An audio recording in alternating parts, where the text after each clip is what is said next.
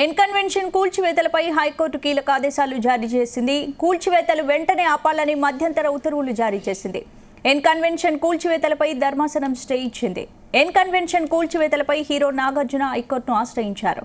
ఎలాంటి నోటీసులు ఇవ్వకుండా కూల్చివేతలు చేపట్టారని పేర్కొన్నారు. నాగార్జున పిటిషన్పై విచారణ జరిపిన జస్టిస్ టి వినోద్ కుమార్ కూల్చివేతలు ఆపాలని మధ్యంతర ఉత్తర్వులు ఇచ్చారు.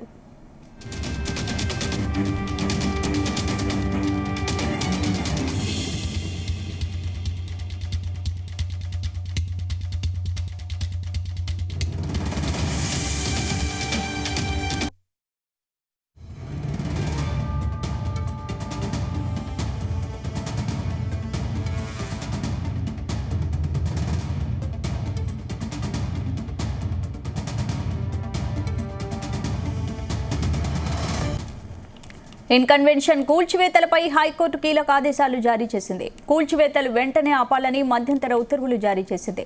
ఎన్ కన్వెన్షన్ కూల్చివేతలపై ధర్మాసనం స్టే ఇచ్చింది. ఎన్ కన్వెన్షన్ కూల్చివేతలపై హీరో నాగార్జున హైకోర్టును ఆశ్రయించారు. ఎలాంటి నోటీసులు ఇవ్వకుండా కూల్చివేతలు చేపట్టారని పేర్కొన్నారు. నాగార్జున పిటిషన్పై విచారణ జరిపిన జస్టిస్ టి వినోద్ కుమార్ కూల్చివేతలు ఆపాలని మధ్యంతర ఉత్తర్వులు ఇచ్చారు.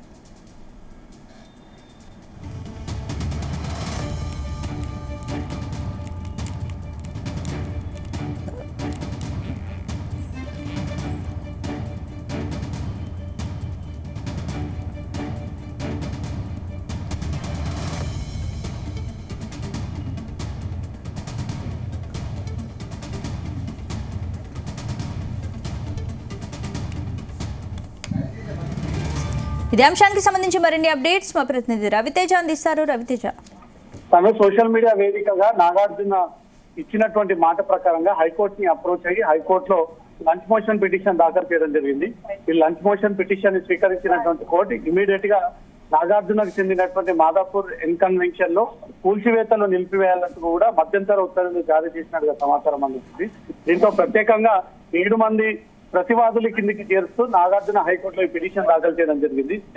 The state of Telangana, chief secretary Telangana, state of Telangana, principal secretary of Telangana, principal secretary MA and UD department, greater Hyderabad municipal corporation commissioner, zonal commissioner Sherlingampally zone, engineer in chief I and CID department Jalasoudha, 7వ respondent గా Hyderabad disaster response and asset protection agency HYDRAA commissioner కి 7 మందిని respondent కింద చేస్తూ హైకోర్టులో ఒక petition దాఖలు చేస్తూ తన సర్వే నెంబర్ అయినటువంటి N convention 291/1, 11/2, 11/3 and 11/36 of a extent 27,063 square metres Khanamet village కి చెందినటువంటి షేర్లింగంపల్లి మండలంలో ఉన్నటువంటి ఈ ఎక్స్టెన్షన్ లో సర్వే నెంబర్లలో ఇల్లీగల్ గా ఈ రోజు హైడ్రా అధికారులు నోటీసులు ఇవ్వకుండా, ఎలాంటి ఇన్ఫర్మేషన్ ఇవ్వకుండా పీస్ఫుల్ గా ఉన్నటువంటి పొజిషన్ లోకి ఇల్లీగల్ గా ఎంటర్ అయ్యి తమ అనుమతి లేకుండా ఈ కూల్చివేతలు చేశారు. వారిపైన చర్యలు తీసుకోవడంతో పాటు